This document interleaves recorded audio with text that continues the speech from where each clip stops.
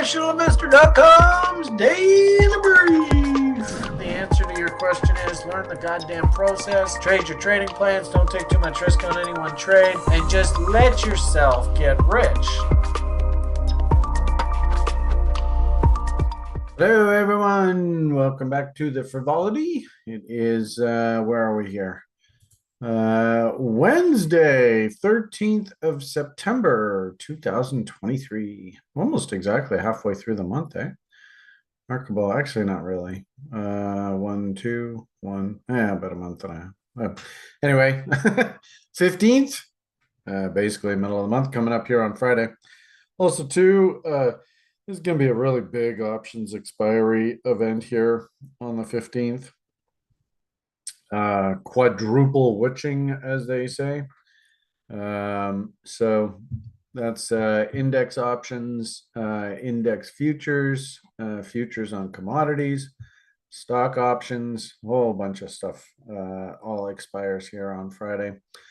So we are kind of seeing that they've kind of like established a level that they, I think that they want to take the market out at here. And we're just washing stops back and forth, up and down. Obviously, first thing this morning, we had big inflation numbers that everybody was concerned about. Came in kind of like a non-event. Probably the options expiry is probably now a bigger event for Wall Street to be concerned about than the data, the inflation data. It seems like it's relatively in line, but I suppose we'll take a look at that in a moment. Breadth indicator kind of waffling around the 50 line, but with a negative bias here in the broader stock market. You can see most of these things actually look negative here. It's not really that happy in the market. Bond market's still very, very sanguine. In fact, I wouldn't even mind going in and looking at this data just to see what it looks like.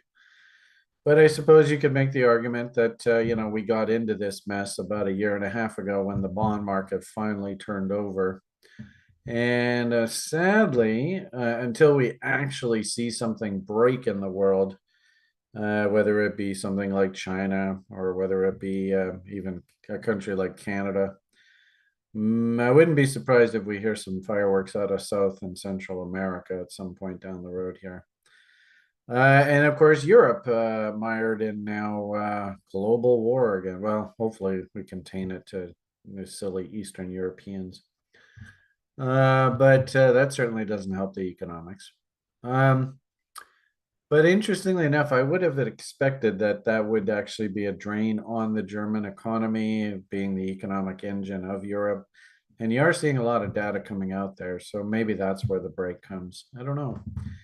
But I get the impression that the Fed's going to have to just sort of keep its foot on the pedal. The employment data in Canada came out relatively robust, but it was interesting. I'm even noticing it too.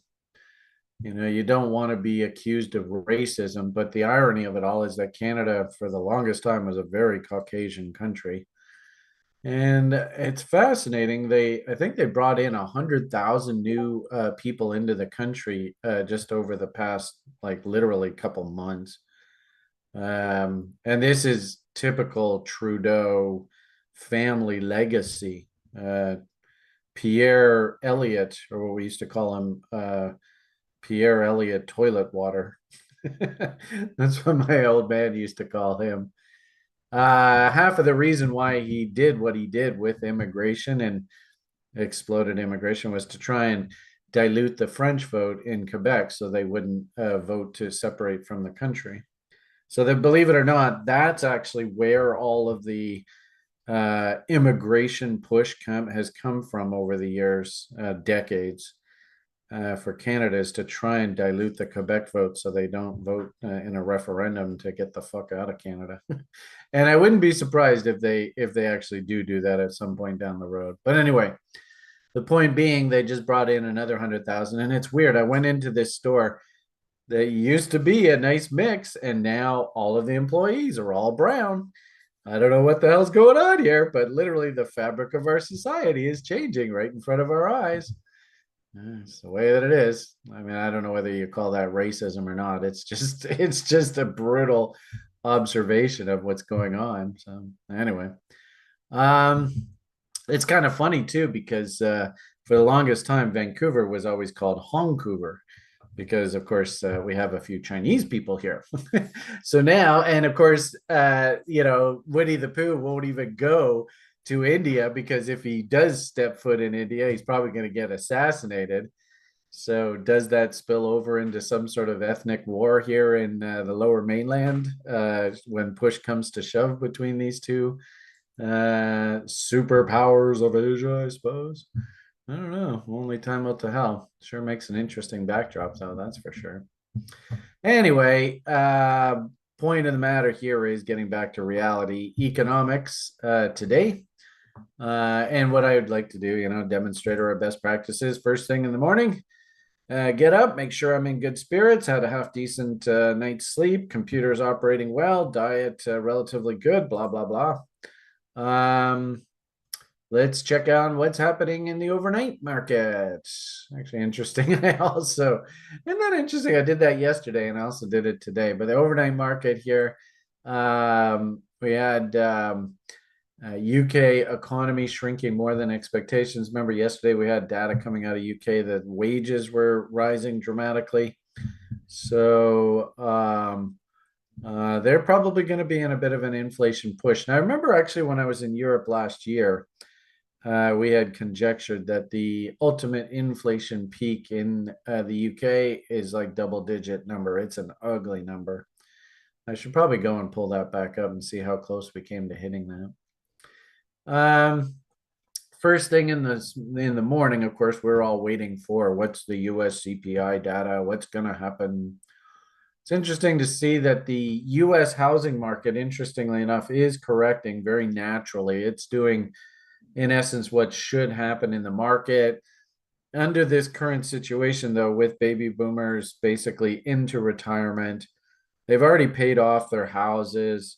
And I think a lot of people were expecting the baby boomers to move and sell their homes and then move down to Florida or California or whatever to the nicer weather. And I think a lot of baby boomers are just like, no, I paid off my house.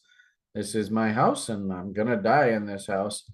And actually, that's interesting because that's basically what happened in Japan. They have a lot of cases of people actually dying in their homes in Japan and them not finding the bodies for months later. But anyway, point of the matter here is I think it's with the interest rate picture the way that it is, most new home purchasers completely frozen out of the market now. Prices are way too high. And with the interest rates, the monthly payments are just completely beyond affordability. So the actual number of applications is falling off a cliff. And you are seeing, a lot of the funny, silly markets like Nashville, Tennessee, which really doesn't make a hell of a lot of sense why its market went into some sort of crazy bubble peak there through the sickness environment. A lot of those kind of markets are coming back down to earth. It's interesting to see that in socialist idiot substitute drama teacher Canada, day after day after day, you have people barking about how absolutely stupid this market is. And the only solution is real estate prices have to literally crash. They have to come off 30, 40, 50% or so just to get back to the point where families can even afford to buy a house. I mean, it's ridiculous.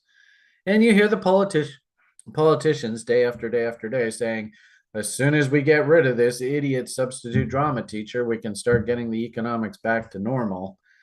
I mean, you might find that this might drag on for years in this nutso country.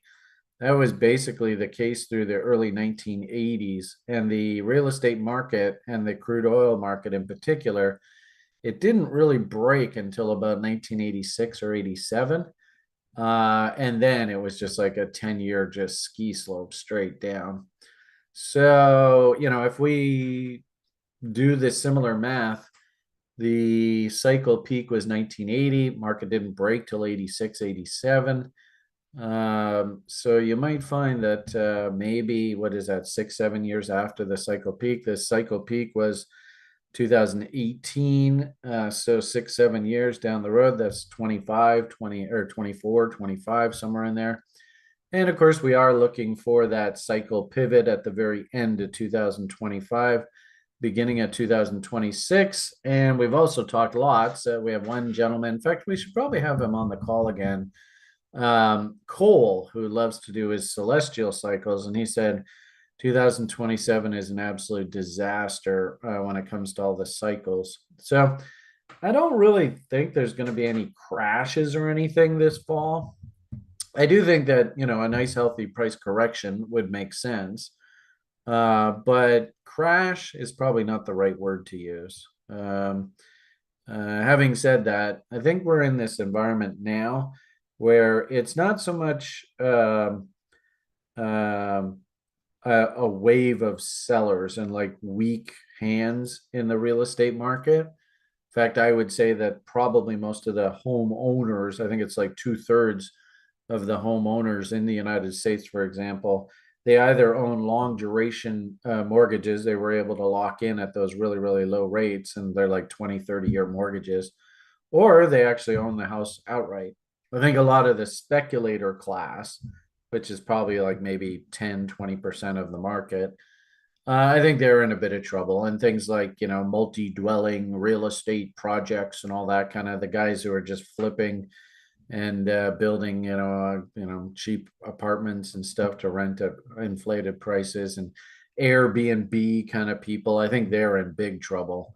But it's not that big of a market. So as a result, I think what you're actually seeing, and this is just my rhetoric, is prices aren't going to crash. It's just that the amount of activity, like the last thing you probably want to do right now is become a real estate agent, because I think that the activity in the market is just going to dry right up.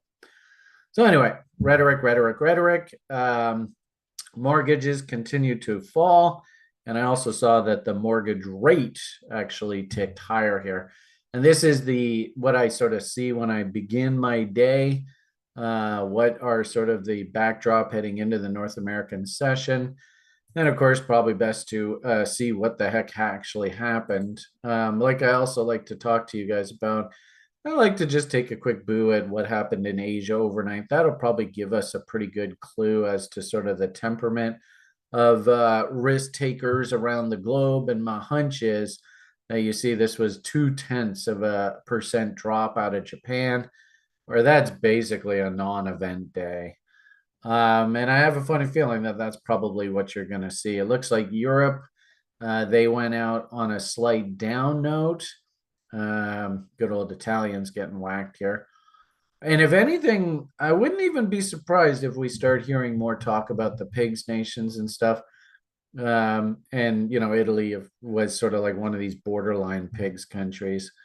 We were interested in Portugal, buying cheap real estate there. I noticed that the prices got bid up there over the past year or two. So not really great, attractive deals, but I wouldn't be surprised if we see maybe those kind of prices roll over first. Still some motivated sellers over there. So the backdrop, of course, first thing this morning, we had the big inflation report. I think everybody was expecting inflation to tick up a little bit here, especially like the headline numbers. We have been seeing energy prices move up smartly of late, approaching back, getting within sort of spitting distance of $100 a barrel. Big fat round number. I wouldn't be surprised if it acts as some sort of magnet here. And you find that they just come up with some excuse as to why Bitcoin, crude oil rallied up to $100 a barrel. So point here is that the headline is going to print that inflation did tick up. Interestingly, the sort of the numbers that the Fed watches, especially things like core rates, they're excited that it's decelerating to 4.3%. That's still a pretty ugly number, and it's about twice what should be acceptable. inflation wise. So yet again, it's another anecdote that the Fed can't really lower rates until they actually see something break in the economy or in society, whether it be commodity prices or whether it be like a regional economic situation. And then they can start thinking about lowering rates. And I don't know how long that's going to take. Might drag on all the way into 2006 2000 or 26 2027, and that would actually set up kind of like a 1987 crash scenario where the market just kept grinding higher, grinding higher, grinding higher, and then finally there was a big break in the market, and then Mr. Greenspan at that point came in and just said, fine, we'll lower rates, and the rest is history. So we might see that kind of scenario. It's very plausible, but I don't know whether we're going to see recession anytime soon here, especially out of North America. Also, too, you could make the argument that a lot of this sort of economic activity that went overseas through that last fear cycle is now starting to repatriate itself back to North America. So actually, there's an uptick in economic activity in North America, and probably also in Europe to a certain degree if you exclude all the Eastern Europe crap, as manufacturing is just returning home after like a 20-year stupidity over there in China, etc. So anyway, point of the matter here is CPI data came in. Didn't come in benign, was a slight uptick. And so as a result, I don't think you're going to get any favors out of the market. And you can see the indexes right now. Remember, we had said Japan was down 0.2 overnight. You can see that the Dow right now is up a whopping 69 points, or up to like 0.2%. Basically, non-event day. It's interesting to see that the tech stocks are actually trying to lead a little bit here today. Did see stocks like Amazon stuff getting bid up. S&P 500 up about 1/3%. So on balance, and we were kind of speculating in the day trader room what's sort of their plan, and unless that inflation number was going to be absolutely shocking, I think they've actually got the market parked basically where they would like it for this big options expiry. So to that end, I won't be talking to you guys tomorrow. What you want next, we'll hear from me on Friday. So, we might want to just take a moment and just, I like to use the S&P 500 just because it's the biggest, baddest ETF around there. But it's also a pretty good proxy on sort of where institutional players are writing options and where they would ideally like to see markets go out, because keep in mind, they would love to write the options and then just pocket the income. So 447.50 is our number, up about $1.30 on the day, like 1/3% move there. And of course, we've got now tons and tons of options expiring constantly. But the big one, of course, like I said, is this Friday. And if we scroll down and look at the puts and just try and figure out where Wall Street's got its nuts in the ringer, you can see this 450 put. Wow, there's 41,000 open interest there. Looks like the biggest one on my screen here appears to be the 440. So you definitely know they want to keep the market above that level. Got a bit of a open interest there at 445. And as we said, 450, I wouldn't even be surprised, to be perfectly honest with you, that they mysteriously find an excuse to get this thing back above that 450 number into Friday. If we look at the charts themselves, and actually there's a whole bunch of sort of darlings that I like to just sort of keep an eye on here. Most of the market is relatively, what's the word I'd use? Sideways, I think is probably a good term. Did notice Netflix is kind of getting taken apart here today after a pretty substantial rally. But really, really good analogy of M's and W's. Pretty little M came in there. Nice sell signal yesterday. And you can see the market's just absolutely puking out here. And you can also kind of see, I mean, there's a bit of a funny little action in here. There's a bit of a doji bar. I don't know whether there's a gap on the charts here or not. From this day to that day was a gap, but it looks like it was filled in here. But anyway, it's interesting to see 2.618 here as a logical initial price objective. This is also a really good example of look left. So when we started to puke out through these lows, you're going to look left for where support. We had this gap level right here. You open up, we blew right through it. As we're blowing through these lows, look left. Oh boy, next key support's down in here. And you got that big Foggenbaum level right there. So whew, it's almost like a bit of a vacuum right here. And boom, instantly the price just dumps right down into these levels. So that's about the only one that I saw that did like major technical damage here today. Like Meta, for example. We did have like a W breakout happen over here. Not really anything dramatic. Maybe a 3-bar fractal potential failure if we went through those lows. We opened up inside this range and we're still just stuck inside yesterday's range. And I'm seeing that a lot on stocks, is that it's not really like today's a bull, today's a bear. If we look at that S&P 500, like we said, I could very easily see them take the market back up and fill these gaps to the upside here. I could very easily see them take this market down and fill these gaps to the downside.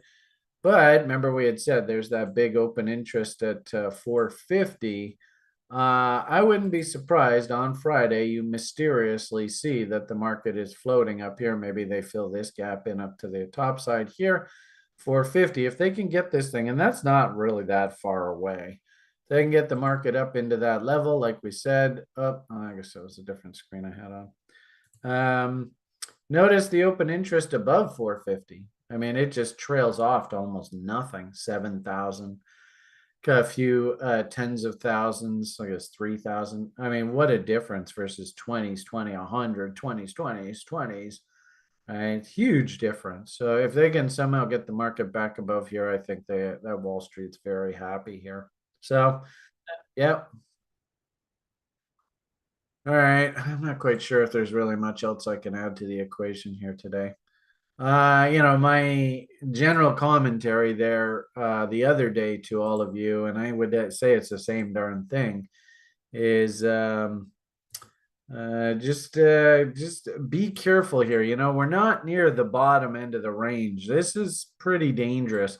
If I was thinking things like trend continuation pattern, I would like to see like 1 low, 2 lows, 3 lows, and then breakouts. So I still think that there's quite a bit of consolidation that has to go on here right now.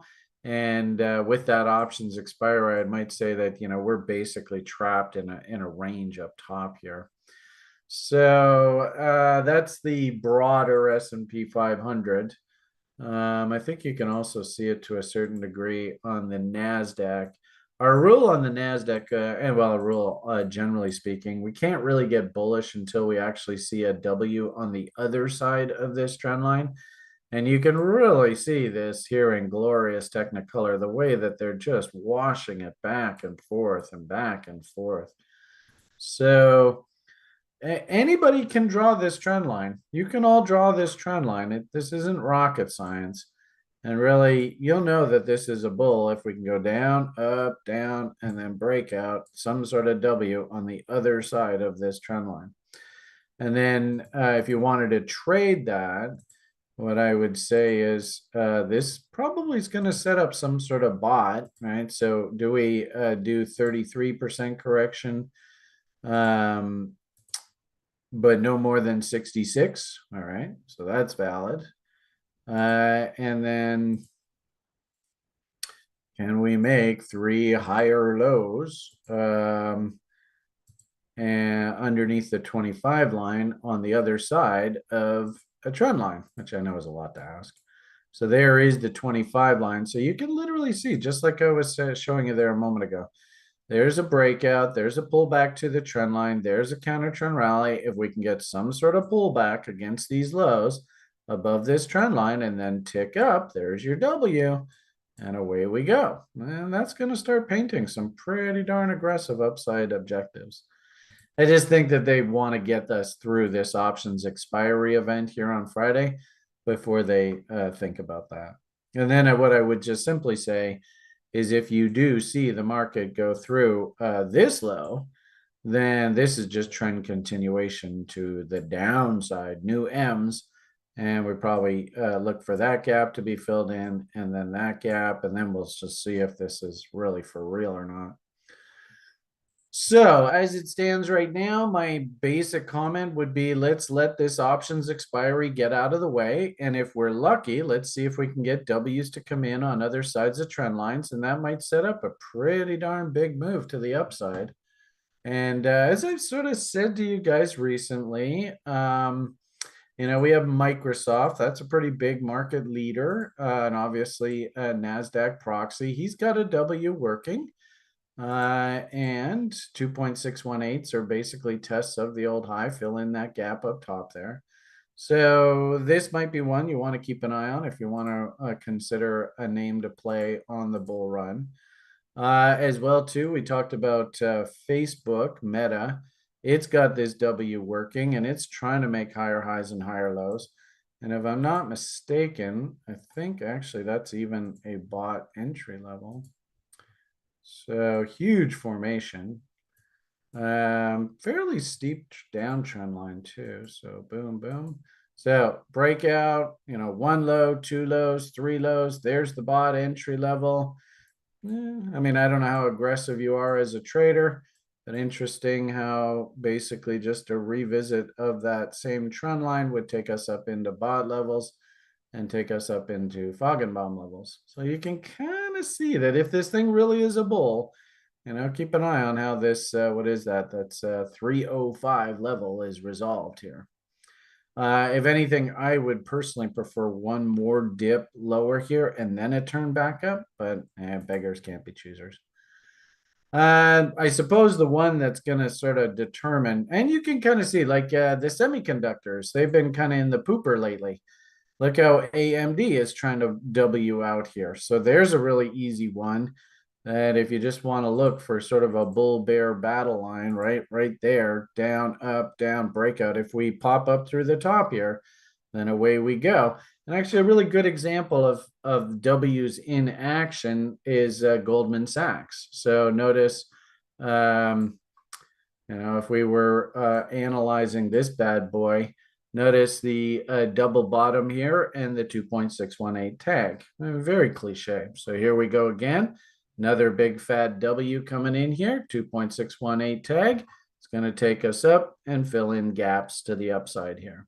So I have a feeling that the market is already starting to project what it's kind of feeling that it wants higher. So, and this is an interesting one because you could make the argument that this thing has been going sideways for quite a while. And the financial stocks, we haven't really talked too much about them lately. So it looks like maybe get ready. We might see some fireworks out of them. I guess last comment, we'll just circle around, talk a bit about Bitcoin. We had talked in sort of recent public videos about how there was like 5 different reasons why the market needed to trade down to this specific level on the daily charts. 1.618, 50% retracements, trend channel support, higher time frame trend line support, big fat round number, $25,000. So very interesting how we stab down into it. Everybody's all bearish. Oh, it's the end of the world. And then we just jackknife straight out of there. I don't think I really have any sort of new bullish setups here. This to me looks like they're just running the stops, both sides. So they ran all anybody who was bullish off of this W. They run the stops and blast all them out. Anybody who was bearish on the breakdown here, they just ran the stops and blasted them out. I'd still have to see quite a bit of sort of price consolidation here for me to actually turn bullish. And ironically enough, from that sort of trend line conversation perspective, I can't really even get like uber bullish of Bitcoin until we actually go and bust through that trend line and then put in a W on the other side of it. So really all this is what they call a dead cat bounce. So I don't really have any signals per se. What I will say, and I've been kind of talking to the public about this, I do like the idea that this is making some sort of big head and shoulders top, which means that we should really be looking for some sort of counter trend rally back up into reload short zones over the next month or two. And if, what I'm seeing kind of out of the NASDAQ stocks, some of the tech stocks, Microsoft, Facebook, like I told you, Amazon's also looking pretty uppy there. So that's another one of these tech stock darlings. You can see he's taken off after the double bottom. We could probably do Foggenbaums and stuff off of that. If this is for real, and also too, the financial stocks, they're Wing out. I don't see any reason why Bitcoin can't work its way back up top here. Is this a buy setup? I have a funny feeling it's going to be another one of these kind of things. I never really did get a buy signal through all this. I mean, it was a hell of a rally, don't get me wrong, but at the same time too, I kind of thought that we'd have to roll over and test these lows again. If we do just V bottom and straight up, well, then my hunch is we got to roll right back over and come back and test these lows again. So if anything, if you're a bull and you're not into the 4-year cycles and you don't believe any of that kind of stuff, you would actually prefer just this thing go absolutely quiet here. Get on the other side of this downtrend line, start Wing out nice and quietly, and then we can set the base for a big rally. If we just spike straight up here, then I think that what this head and shoulders top kind of scenario, I think is very legit. And you might find that it's like a 1, 2, 3, 4, 5, 6, 7, 8, 9, 10 weeks, or what's that, about 2.5 months. And it's the middle of September. So that should take us into, say, the middle of November. And then we get into the SBF trial and all that kind of fun stuff, and the real negativity starts. I could see that. So not really a buy signal here, but if anything, good to see that we're not staring over the cliff looking like we're going to puke out. If we do take out the last week's high, then my objective would be, at the very least, we go up and test this high, which is 28,000 and change. So maybe if we're lucky over the weekend, we get a nice little rally right back up top and maybe put on $2,000-3,000. Okay, that's my summary here for today. Chris and I are going to go off and have some fun in YouTube Shorts land. Maybe the last thing I'll leave you with is, names like Rune. This is one of Sjord's favorites. Notice I'm a big fan when we get W's in momentum indicators, both volume momentum and price momentum. And then you get things like W's in price, although this looks awfully messy. Sorry. I was kind of hoping I could show you this. This is one probably want to keep on your radar screen through the next few days. If the market does decide to go into rally mode, this guy looks like he's got some legs behind him. 1 low, 2 lows, 3 lows, broken down trend lines. We could probably bot this out. I don't know. In fact, actually, I guess this might even be, that's the bot off of there. So bot there. Oh, look at that. Perfect. So 1 low, 2 lows, 3 lows. You can see the bot level, $162.5. Keep your eyes peeled. Might translate into a nice pop all the way up to 230, 240. Or what is that? About maybe 60-70% move on a trade. So actually, I do kind of like that look. And I'm seeing a number of names that are starting to look like this. So if anything, that's encouraging. If you are sharp, and, I showed you all those tech stocks and Goldman Sachs and all that, trying to turn back up. So if we are going to turn back up, traders got to trade. Half of your job, if you do fancy yourself, which is a trader, so you just got to hunt the setups, take the setups when they come in, and just live with the results and make sure you're taking appropriate risk.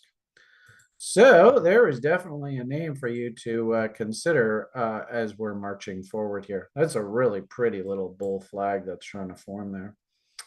Okay, everybody, have yourselves a fantastic rest of your day. We'll do a Coinigy show tonight. Maybe we'll even dig in and find a bunch of these names that are looking like this. So be sure to tune in for that. Slow and steady wins the race. We'll have Julian on the show tomorrow to get his perspective of what he sees in the market. And welcome aboard. everybody, all new students and new site members. Just bear with us while we get all the new school term up and running. Usually it takes a few days to make sure all the cobwebs and stuff are all brushed off and we're rocking and rolling. All right, I think I'll leave it at that. Have yourselves a great day. All the best. The only thing I'm trying to say is bye for now.